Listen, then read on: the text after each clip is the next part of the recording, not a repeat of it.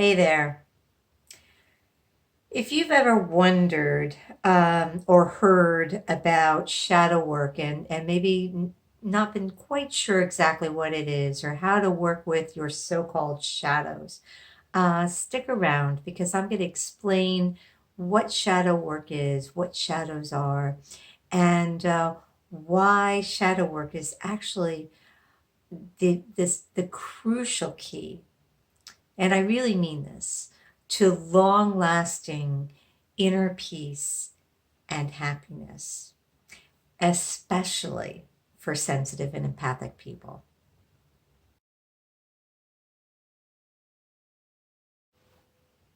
So let's right now dig into the shadows and start by looking at what a shadow really is.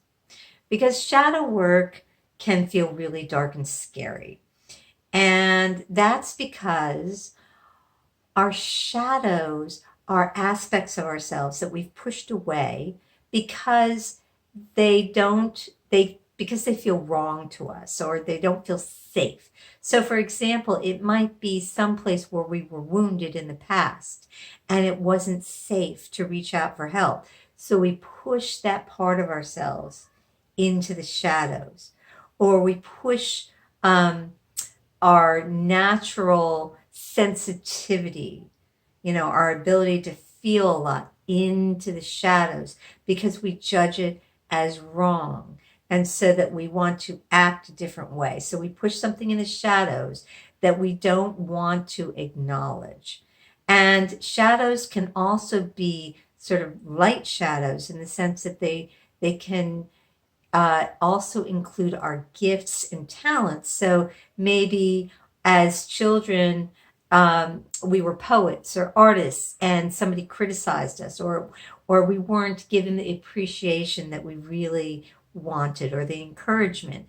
And so these parts of ourselves, the poet and the artist and the singer, all go into the shadows and begin to feel like we've actually lost those parts of ourselves when actually they're just in the shadows. So shadows are simply aspects of ourselves that we've pushed away because we're judging them as wrong or not safe, to express, or there is some type of non-acceptance, and so we push them away.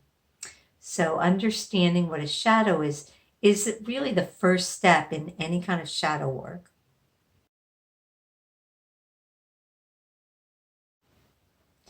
So the next thing to really understand when we're doing shadow work is how our shadows affect our lives. So just because we push something away and we pretend that it's not there, it doesn't mean that it's not having an effect on our life. And an example of this would be a talent, maybe, that we've pushed into the shadows. And then we see somebody being really successful at that particular talent, and we feel resentment or even anger at the person who's doing it, or jealousy of some sort. And the reason why we're feeling this is because there's that part of us that's been pushed away, that we've told no, you can't express yourself, and it feels angry and it wants to express itself. We want to express our whole self. So when we have these shadows, they speak to us in different ways. Another way a shadow will speak to us is so many sensitive people, for example, will decide or feel that anger is wrong, and that it's wrong to feel angry, when somebody does something, or angry with someone, whatever. The bottom line is that we feel what we feel, and we can help ourselves release our feelings. But if we stuff anger away, acting as if it's a wrong feeling to feel, then anger can become a shadow. And when shadows get bigger, when we keep pushing it away, the shadow gets bigger, and it can actually bleed into our life or actually burst into our life in a way that we don't want it to. So it can come out at our kids or our family members, our partners, at a work setting. We can get triggered. We can be nice, nice, nice until that point where we get triggered and the anger comes out. And then we're like, I don't even know where that came from. Well, it's coming from that shadow that wasn't allowed to express in the first place. So shadow work is really about understanding, first of all, what the shadows are, and then how they're appearing in our lives, and how they might be showing up, so that if we notice a reaction that we're having in a situation, sometimes we can pause and say, oh, well, maybe that's my shadow aspect. And that's a good way to pick up where our shadows are, is when we're getting triggered, to notice what's coming up and then to trace it back to the shadow.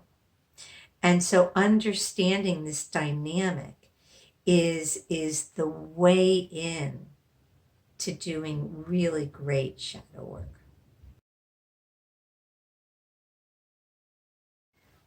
So shadow work is all about acknowledging the shadow, discovering how it appears in our life, where it's showing up, where it's holding us back, and then visiting the shadow and giving the shadow what it really needs.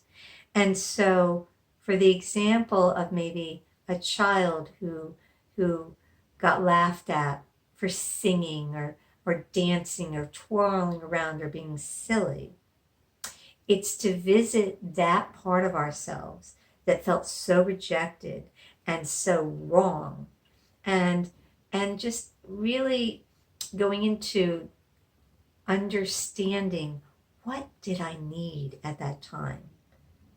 And most often it's that we needed compassion and love and encouragement and understanding. And so when we bring compassion and love and encouragement to our shadows, along with specific steps that we can take in our lives, for any particular shadow, to kind of help it out, to empower ourselves. When we do that, we begin to bring ourselves back into a more peaceful, happy place, because we can let go of that fight that's within us and resolve it with love and compassion and understanding.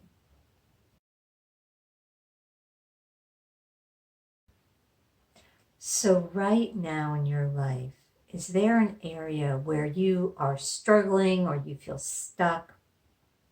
And if so, there's likely a shadow there that's calling for love, compassion, and understanding, and calling for you to give it to yourself.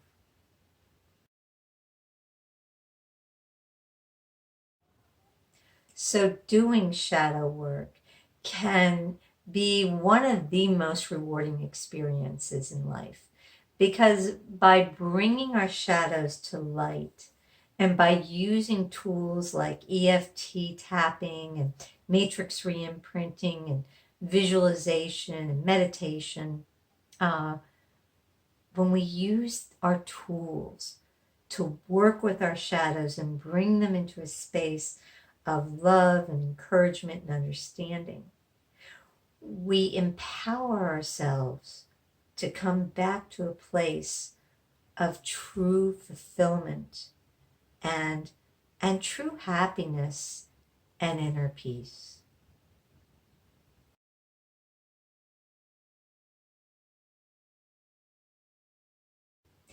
Thank you for sharing your time with me.